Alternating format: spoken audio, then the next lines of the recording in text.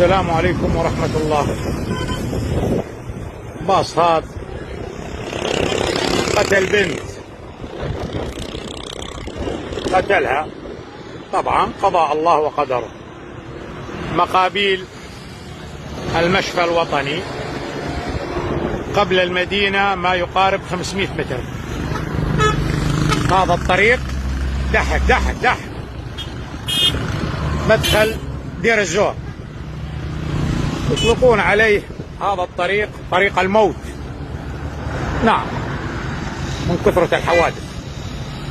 تخيل الناس تطلع من المشفى دا تقف على الجنب هذا. تخيل يا رعاك الله،